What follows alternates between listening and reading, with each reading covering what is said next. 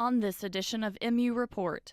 Seems like they're trying to work together to attack Hillary Clinton first, so it seems like they're sort of getting along while throwing some jabs at each other. The race is on for the next president of the United States and Marshall University. I know definitely it's a big job to fill. You know, we all mourn the loss of Dr. Kopp. Plus, Marshall students get creative in the fight against hunger. Started a service learning class and tried to integrate the students more into having a direct relationship with the community and the food bank. MU Report starts right now.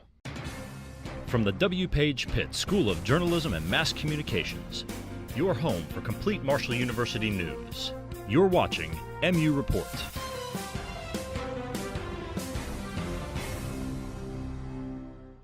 Hello, and welcome to this edition of MU Report. I'm Rob Engel. And I'm Kayla Markham. Right now we're seeing a lot of political excitement as some announcements for the 2016 presidential election season have already been made.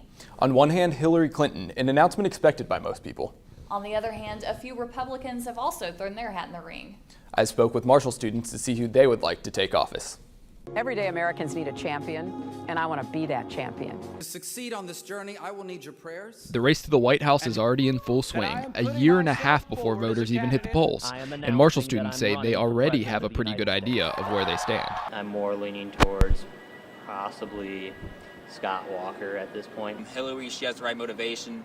She's looking at it already in a winning perspective. I think right now who I like the most is probably Rand Paul. So far, 4 candidates have given their official announcement, and many more announcements are expected to come, especially for the GOP. The Republicans are so divided, and even then we have a bunch of libertarian candidates popping up, so there'll at least be that solidarity behind kind of the more left-leaning parties. Seems like they're trying to work together to attack Hillary Clinton first, so it seems like they're sort of getting along while throwing some jabs at each other. I think there's a good chance Hillary Clinton might win just because I think she already has a lot of support. A lot of people know her. A lot of people love Bill Clinton. But I also think it could be good for the Republicans because it gives them a chance to debate on issues, become more well-known. People get to learn more about the issues that they care about.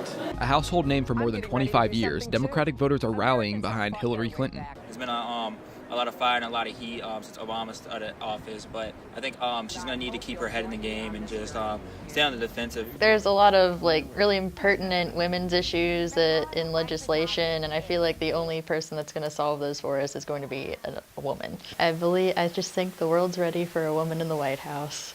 These are some of the earliest campaign announcements in history, with the hope that running earlier means more exposure time and hopefully more votes.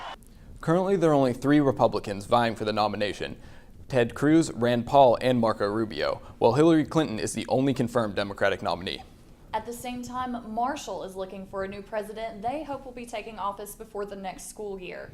The field has been narrowed down quite a bit, but there are still a few names in the running. MU Reports' Colton Jeffries has an update on the Presidential Search Committee's progress.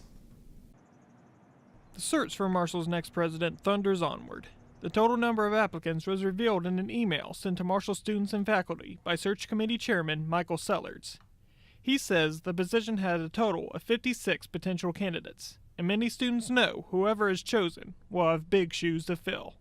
I know definitely it's a big job to fill. You know, we all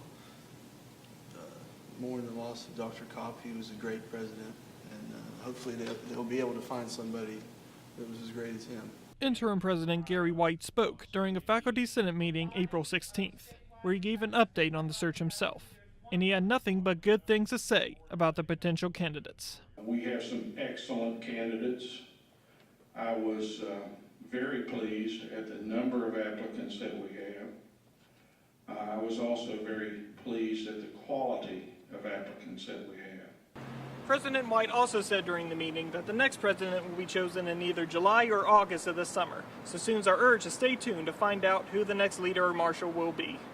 Colton Jeffries, MU Report. Thanks, Colton. Anyone looking for more information on the search can go to the URL at the bottom of the screen, marshall.edu/presidential-search. Marshall football kicked off its spring season with an inter-squad scrimmage at the Greenbrier on April 11th. But there's still one question for Herd fans: who will take Rakeem Cato's place?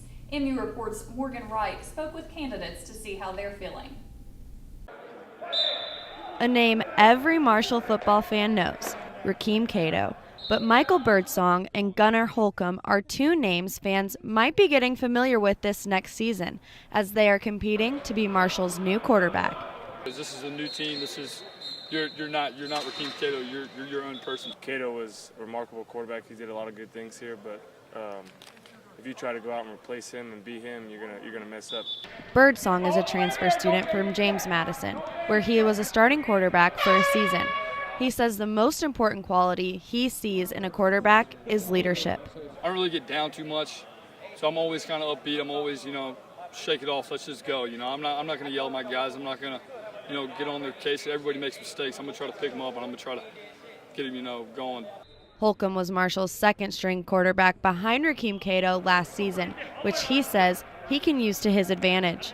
That'd be my biggest edge is experience in the offense and knowing what they expect. Although they are competing for the top spot, both Birdsong and Holcomb can agree on one thing. Their passion is Marshall football. Just the history and all the success they've had. The quarterbacks that have come through here, they've got a long line of them, and I just want to go out and be the best me I can be. The fans here, they really care about this team, so that's why I want to play for something like that. The final quarterback decision will be made based on performance during the spring season. Morgan Wright, MU Report. Thanks, Morgan. The true test will be this Saturday at the Green and White game. Ever wonder where your groceries are coming from? The Wild Ramp in Huntington is making sure you know where and even when they are picked. MU Report's Jesse Starkey has more on a program that promotes buying locally.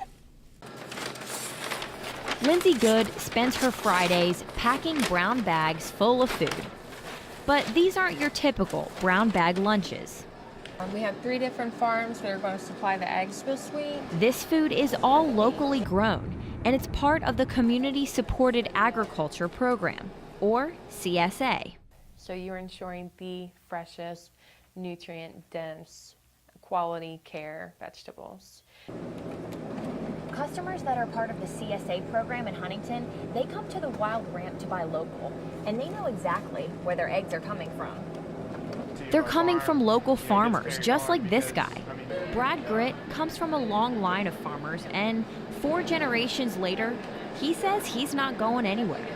And I say I came back because I got farm sick, because I was working in a bank, stuck inside all day, just staring out the window, just dreaming of being outside, doing anything. Now he's providing fresh food to his community, and he says he enjoys getting people out of their comfort zone. Even just like the simplest things of like suckering a tomato, a lot of people don't even know what that means, but when you show them how that works and why you do it and how it improves the plant, it's nice to be able to teach them those things. And so the assembly line of bag filling moves on. Thank you.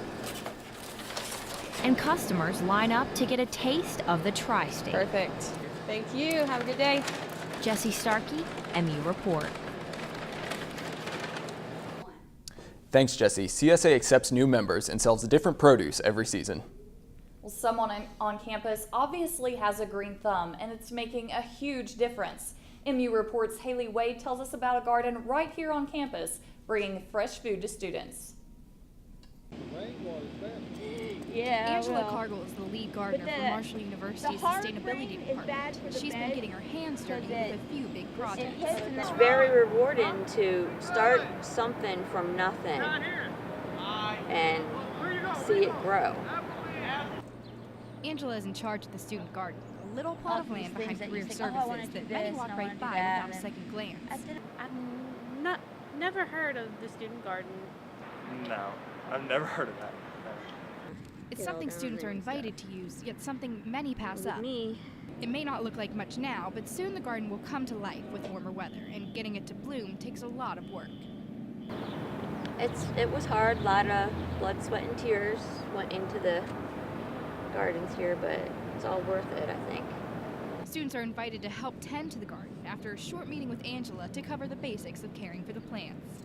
This is one place a few helping hands can make a huge difference. You can tell that last summer was the best it's ever looked, I'd like to think. Because before that, nobody would be in here on a daily basis. She said it's something that was pulled together by chance. And this just clicked. I was in the right place at the right time with the greenhouse. and something she hopes to see stay around with a little bit of help from students. Haley Wade, MU Report. Thanks, Haley. The people at the garden pick and sell their vegetables to students at Market Day. $300 billion can do a lot of things, including feeding the hungry, but that's how much money is thrown away in food worldwide annually.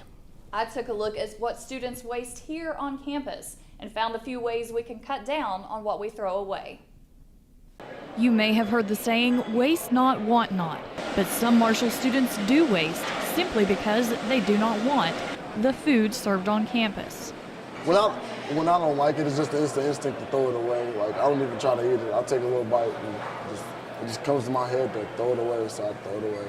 I grab about 3 plates and throw away about 1. Some students are very aware of what they're eating and what they're spending. Normally, they have menus posted with a lot of descriptions. I usually pick, what I want to eat. I don't necessarily, pick stuff that I don't, because I find that kind of counterproductive. Students are paying for an unlimited food plan to eat in the Harless Dining Hall, but seem to be creating unlimited waste instead. A recent study by the Waste and Resources Action Plan shows at least 1/3 of all food is thrown away globally. That's about $300 billion a year in the trash can. Some quick and easy ways to reduce food waste: take only what you need, plan your meal ahead of time, and if you must waste food, compost it instead of throwing it away. The United States is responsible for nearly 50 of the $300 billion worth of food thrown away every year. A class project benefiting a national program. Marshall University students have been hard at work this semester preparing for the 12th annual Empty Bowls event. MU Report's Sarah Connors got a look at what these students did to prepare for this event to help the city fight hunger. Marshall University is helping to fight hunger with art at the 12th annual Empty Bowls event. I started a service learning class and tried to integrate the students more into having a direct relationship with the community and the food bank, which the proceeds of the event go towards. Each bowl costs $15. At the food bank, it only costs $1 to provide 7 meals, meaning that each bowl sold is 105 meals for the community. You buy a bowl with Empty Bowls, you get an awesome piece of art for $15. There's no limit on the number of bowls that you can buy, and then you come upstairs and you can have lunch and stay with us. And really, the line behind me that you see that's in single file is really meant to emulate a soup kitchen, and the modest portion that you get is also meant to emulate that. Every one of these bowls is unique, different, and handmade. Students spend hours preparing them for the event. The students in the spring semester, the students who enroll in the pottery on the wheel class, they work all semester. They are required to produce 25 bowls for the event themselves. The intermediate students are required to produce 40 bowls. Each bowl can take anywhere from 3 hours to 8 hours to go ahead and make. At minimum, I would say 25 to 30 hours. It took a long time, especially to reglaze. Is actually being here and be able to see the people buying your bowls and be like, hey, I made that, and making that connection. I've actually signed 2 bowls today because they're just so excited to meet the artists. Students enrolled in Professor Bartolovik's Service Learning Ceramics class volunteer at the local soup kitchen before the event. Sarah Connors, MU. And that does it for this year's editions of MU Report. Thank you for following us throughout the year. Be sure to check MU Report's Facebook for up-to-date news on Marshall's campus and here in Huntington. Thank you for watching.